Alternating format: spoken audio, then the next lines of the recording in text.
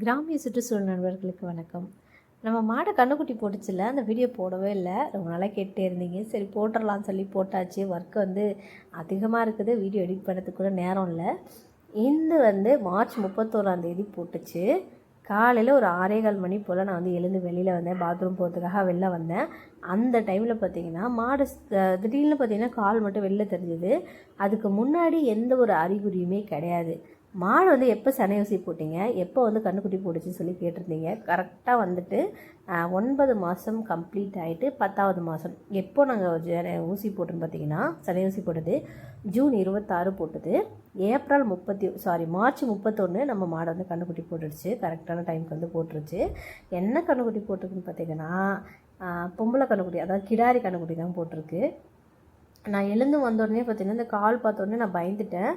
முன்னாடி எந்த ஒரு அறிகுறியுமே கிடையாது. ஒரு சில மாடுகளுக்கு பார்த்திங்கன்னா முன்னாடியே ஒரு மாதிரி வலும்படிக்கிறது அந்த மாதிரிலாம் இருக்கும்ல. இதுக்கு எதுவுமே கிடையாது. நார்மலாக இருந்துச்சு.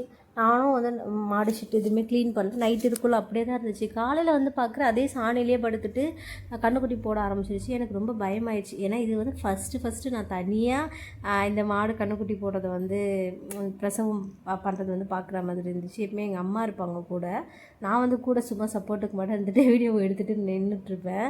ஆனால் இந்த டைம் காலையிலே போட்டுச்சா, அதனால் நானே பார்க்குற மாதிரி இருந்துச்சு. எனக்கு கொஞ்சம் பயமாக தான் இருந்துச்சு. இதே நாட்டு மாடாக இருந்துச்சுன்னா பிரச்சனை கிடையாது. அதுவே கன்றுக்குட்டி போட்டுட்டு அதுவே எழுந்து போகிறது, கன்றுக்குட்டி நடக்கிறதுலாம் இருக்கும். இது ஜெர்சி கிராஸ்ன்றதுனால ஒரு சில மாடுகளெல்லாம் கன்றுக்குட்டி கூட போட முடியாத சுச்சுவேஷன்லாம் இருக்கும். அப்போல்லாம் என்ன பண்ணணும் அப்படின்னு எதுவுமே நமக்கு புதுசு தெரியும். ஆனால் பண்ணது கிடையாது. இருந்தாலும் ஒரு பயம் இருக்க தானே செய்யும். இந்த கன்றுக்குட்டி வெளியில் வந்துடுச்சு. சரி அவ்வளோதான், வெளில வந்துடுச்சுடா நிம்மதிடான்னு நினச்சா, சடனாக பார்த்திங்கன்னா மாடு எழுந்திரிச்சிருச்சு. அது எழுதவுடனே எனக்கு உயிரே போயிடுச்சு. ஐயோ கன்றுக்குட்டி என்னமோ ஆயிடுச்சு, மேலேருந்து நின்று போயிடுச்சு. பயந்துட்டு மாட்டி அடிச்சிட்டேன்.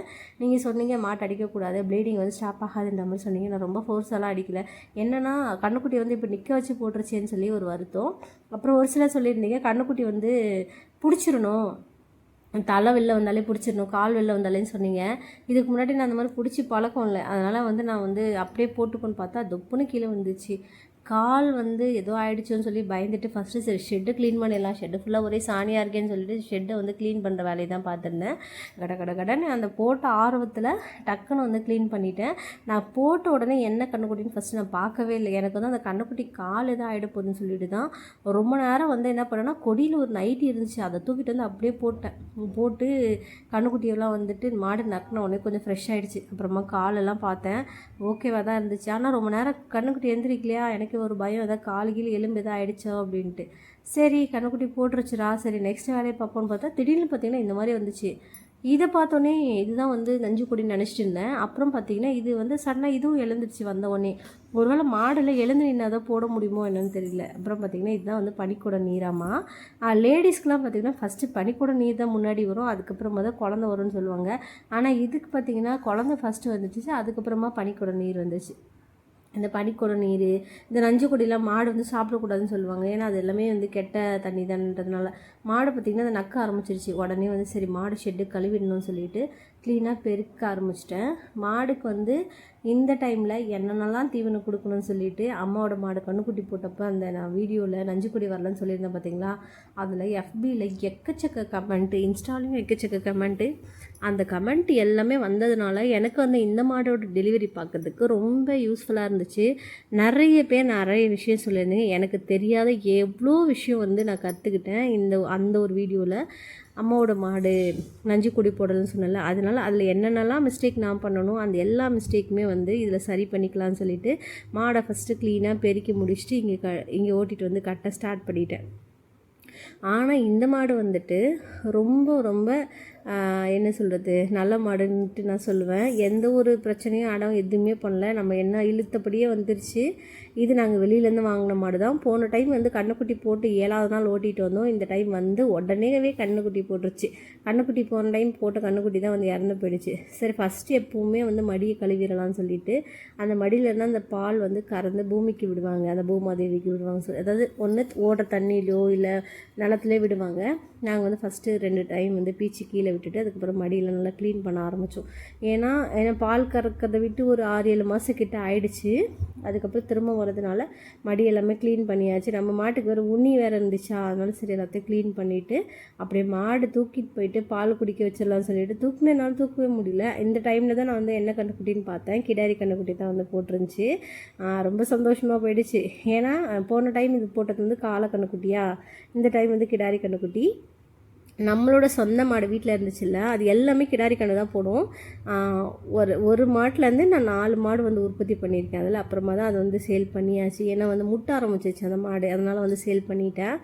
இது வந்து நம்ம வீட்டில் தான் வாங்கினோம். சரி இதில் இருந்தாவது நம்ம வந்து இந்த நெக்ஸ்ட் ஜென்ரேஷனை வந்து உற்பத்தி பண்ணலாம்னு சொல்லிட்டு பால்லாம் குடிக்க வச்சுட்டேன். அப்புறம் முக்கியமான ஒரு விஷயம், நீங்கள் நிறைய பேர் சொன்னது என்னென்னா, முருங்கைக்கீரை கொடுங்க உடனே வந்துட்டு மாடு வந்து நஞ்சு கொடி போட்டுருன்னு சொல்லுவீங்க. அது முருங்கைக்கீரையில் இரும்பு சத்து வந்து அதிகமாக இருக்குது. ஏன்னா டெலிவரி ஆகும்போது எல்லாருக்குமே வந்துட்டு பிளட் நிறைய லாஸ் ஆகும், லேடிஸாக இருக்கட்டும் இல்லை மாடுகளாக இருக்கட்டும். அதனால் அதை கொடுக்கணும். அடுத்து மூங்கில் இலை கொடுக்க சொல்லியிருந்தீங்க நிறைய பேர். சரி, நானும் மூங்கிலே எங்கள் ஊரில் இருக்காது, ஒரே ஒரு இடத்துல தான் கொஞ்சமாக மூங்கில், மற்றது வந்து புல், இது மட்டும் தான் மூங்கில் தலை எடுத்துகிட்டு வந்து கொடுத்தேன். அதை கொடுத்து 10வது நிமிஷம் கூட இல்லை, அது சாப்பிட்டு முடிக்கிறதுக்குள்ளேயே நஞ்சு கொடி வந்து கொட்ட ஆரம்பிச்சிருச்சு. எனக்கு தான் வந்து ஒரே ஷாக்கிங்காக இருந்துச்சு. அம்மா மாட்டுக்கெலாம் இதெல்லாம் கொடுக்கவே இல்லை. மூங்கில் அங்கே கிடைக்காது, அதிகமாக எங்கேயோ தான் இருக்கும். மூங்கிலில் வந்து இவ்வளோ ஹெல்த் பெனிஃபிட்ஸ் இருக்குதுன்னு சொல்லிட்டு எனக்கு நிஜமாக தெரியாது. அப்புறம் மாடுகளுக்கு கழிச்சல் கூட வந்து இது சரி பண்ணணும்லாம் நிறைய பேர் கமெண்ட்டில் சொல்லியிருந்தீங்க. நிறைய விஷயங்கள் வந்து நான் கற்றுக்கிட்டேன் இந்த அம்மாவோட மாடு டெலிவரியில்.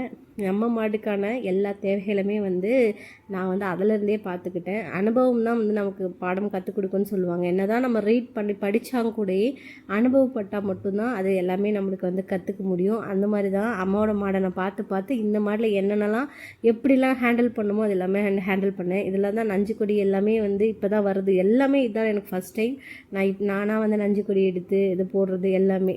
ஏன்னா இதுக்கு முன்னாடி நான் பண்ணதில்லை. இது எல்லாமே மாடு வளர்ப்பேன், பால் மட்டும்தான் நான் கறப்பேன், மற்றபடி இந்த வேலையெல்லாம் நான் பார்க்க மாட்டேன்.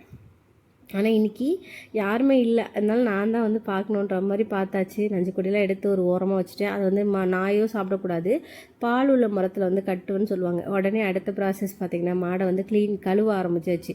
ஏன்னா ரொம்ப டயர்டாக இருக்கும். அப்புறம் கழுவிடலான்னு சொல்லிட்டு மாடை கழுவிட்டு அதுக்கப்புறம் கன்றுக்குட்டியை பால் சப்ப வைக்கலாம்னு சொல்லி விட்டாச்சு. எல்லாருமே வந்து நஞ்சுக்குடி போட்டதுக்கப்புறம் தான் வந்து மாடு கழுவணும் அப்படின்னு சொன்னீங்க. அதேமாதிரி பாலும் வந்து நஞ்சுக்குடி போட்டதுக்கப்புறம் தான் கறக்கணும்னு சொல்லி அம்மாவோட மாடில் கமெண்ட் பண்ணியிருந்தீங்க.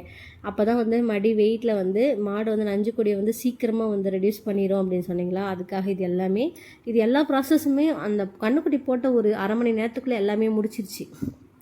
எனக்கும் ரொம்ப யூஸ்ஃபுல்லாக இருந்துச்சு. அப்புறம் அந்த கன்றுக்குட்டி போடணும் அந்த பிறப்புறுப்பு கிட்ட வந்து நிறைய வந்துட்டு புண்ணுலாம் இருந்துச்சுன்னா மஞ்சள்லாம் வைக்கணும் சொல்லிட்டு நிறைய பேர் கமெண்ட்டில் சொல்லியிருந்தீங்க. அதையுமே வந்து நான் பண்ணேன். போன டைமும் அப்படி தான் நிறைய பேர் சொல்லியிருந்தீங்க. ஏன்னா இல்லைனா அந்த இடத்துலாம் பார்த்திங்கன்னா கொசு உட்காந்து முட்டை வச்சு புழு அந்த மாதிரிலாம் வச்சு நிறைய மாட்டுக்கு வந்து இன்ஃபெக்ஷன் ஆகிட்டு எங்கள் ஊர் வெட்டினரி ஹாஸ்பிட்டலுக்கே கூட்டிகிட்டு வந்திருக்காங்க. அதை நானுமே பார்த்துருக்கேன். அதனால் அந்த வேலையை பார்த்துடலான்னு சொல்லிட்டு மாடை வந்து க்ளீனாக கழுவிட்டேன்.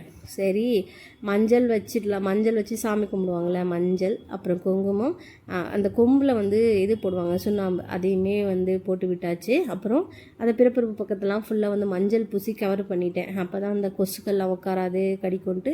இதை கண்டிப்பாக கம்பல்சரி எல்லாமே வந்து பண்ணுங்கள். ஆனால் ஒரு சிலர் பண்ண மாட்டுறாங்க. ஒரு வேளை அது என்னன்னு தெரியல. அப்படி பண்ணது வந்து ரொம்ப நல்லது. சீக்கிரமாக புண்ணு இருந்தால் கூட சீக்கிரமாக ஆறிடும். சூப்பராக வந்து கழுவி முடிச்சாச்சா மாடை. இது எல்லாமே எவ்வளோ சீக்கிரம் பண்ணேன்னா ஒரு 7:30 மணிக்குள்ளே பண்ணேன். அன்றைக்கி என் பையனுக்கு ஸ்கூல் லீவுன்றதுனால இதை பண்ணிவிட்டு அப்புறம் அடுத்தது கண்ணுக்குட்டியுமே வந்து நிற்க ஆரம்பிச்சிருச்சு. நான் வந்து பயந்துட்டேன், நின்றுட்டே போடுறதுனால கால் ஏதோ உடஞ்சிருச்சோ அப்படின்ட்டு. அப்புறம் பார்த்தா சூப்பராக நிற்க ஆரம்பிச்சிட்டாரு. அவரையும் கூட்டிகிட்டு வந்து பால் குடிக்க வைக்கலாம்னு சொல்லிட்டு எழுந்திருக்கவே இல்லை. அப்புறம் சுண்ணாம்பு வந்துட்டு கொம்பில் தடவினாங்க எங்கள் அம்மா. அதனால் அதையுமே வந்துட்டு கொம்பில் நானும் தடவிட்டு நம்ம திருஷ்டிக்காக வைப்பாங்கள்ல, அதனால் அதையுமே வச்சு விட்டேன். நிறைய பேர் மாட்டுக்கு அந்த திருஷ்டி சுற்றி போட சொன்னீங்க. ஒரு நாள் கூட நான் சுற்றி போடவே இல்லை மாட்டுக்கு, அப்படியே விட்டாச்சு. சரி உங்களோட திருஷ்டிலாம் படாது அப்படின்னு சொல்லிட்டு நான் விட்டுட்டேன். கன்றுக்குட்டி தூக்கிட்டு வந்து அதையுமே வந்து பால் சப்ப வச்சு அது வந்து ரொம்ப என்ன சொல்கிறது குடிக்கல, கொஞ்சம் தான் குடிச்சிது. ஏன்னா இப்போ தானே பிறந்த புதுசுன்னு சொல்லிட்டு உடனே சரி மாட்டுக்கு வந்து புல் போட்டோமா, வைக்கோல் போட்டுட்டு நானும் போயிட்டு குளிச்சுட்டு வந்துட்டு பால் கறக்க ஸ்டார்ட் பண்ணிடலான்னு சொல்லிட்டு ஒரு 6 மாதம் கழிச்சு திரும்பவும் பால் கேன் எடுத்து பால் கறக்கிறது எனக்கு வந்து அவ்வளோ சந்தோஷம்.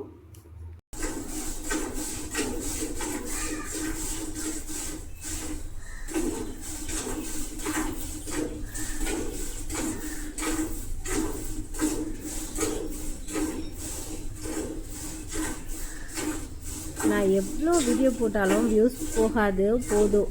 ஆனால் இந்த பால் கறக்கிற வீடியோ போட்டால் கண்டிப்பாக வந்துட்டு ஓரளவுக்காவது சும்மாவாது ஜஸ்ட்டாவது வியூஸ் வந்து எட்டி பார்க்கும். அந்த மாதிரி தான் எனக்கு பால் கறவை வந்து கறக்க ஸ்டார்ட் பண்ணியாச்சு. ஒரு 6 மாதம் கேப்புக்கு அப்புறம் பால் கறந்துட்டேன். நிறைய பால் கறக்கலை, கொஞ்சம் தான் கறந்தேன். ஒரு 1.5 லிட்டரு அந்த மாதிரி 2 லிட்டர் இருக்கும், அவ்வளோதான் கறந்துட்டு மிச்சம் வந்து கன்றுக்குட்டிக்கு விட்டாச்சு. ஏன்னா இது வந்து கிடாரி கன்றதுனால சீக்கிரமாக நிறைய பால் விட்டு சீக்கிரமாக வளர்த்துறலாம். இது வேறு கொஞ்சம் குட்டியாக தான் இருக்குது. அம்மாவோட மாடு வந்துட்டு நல்லா பெருசாக இருந்துச்சு காளக்கன்றுக்குட்டி. இது வந்து ரொம்ப சின்னதாக இருந்துச்சு. இதுக்கு வந்து பேர் நிறைய பேர் சொல்லியிருந்தீங்க, என்ன பேர் வைக்கலாம்னு சொல்லிட்டு திரும்ப நீங்கள் கமெண்ட்டில் சொன்னீங்கன்னா நான் ஒரு பேர் வந்து டிசைட் பண்ணி வச்சுருக்கேன். நீங்கள்லாம் என்ன சொல்கிறீங்களோ, யாரை நிறைய பேர் சொல்கிறீங்களோ அதுக்கு நிறைய லைக்ஸ் வந்துச்சுன்னா அந்த பேர் நம்ம கன்றுக்குட்டிக்கு வச்சிடலாம். அந்த கன்றுக்குட்டிக்கு வந்து அம்மாவோட கன்றுக்குட்டிக்கு நிறைய பேர் வந்து கருப்பண்ணு வைங்க, கருப்பு சாமி வைங்க அப்படிலாம் சொல்லியிருந்தீங்க. அதுக்கு வந்து கருப்பு சாமி கூட நல்லா தான் இருக்குது, ஆனால் இன்னும் வந்து முடிவு பண்ணல, இன்னும் நேம் வைக்கலை. இந்த கன்றுக்குட்டிக்கு வந்து உங்களோட நேம் வந்து சொல்லுங்கள். சூப்பராக வந்து இந்த வீடியோ வந்து கம்ப்ளீட் பண்ணிக்கிறேன். அடுத்தடுத்து இந்த மாட்டுக்கு வந்து நான் என்னெல்லாம் தீவனம் கொடுக்குறேன், எப்படியெல்லாம் பால் கறக்கேன், அதெல்லாமே இன்னும் ஒரு வீடியோவில் பார்க்கலாமா? வீடியோ பிடிச்ச வீடியோக்கு ஒரு லைக் கொடுங்க. மறக்காமல் கிராமிய சுற்றுச்சூழல் சேனலுக்கு சப்ஸ்கிரைப் பண்ணி சப்போர்ட் பண்ணுங்கள். தொடர்ந்து நம்ம சேனலுக்கு ஆதரவு கொடுங்க. பாய்.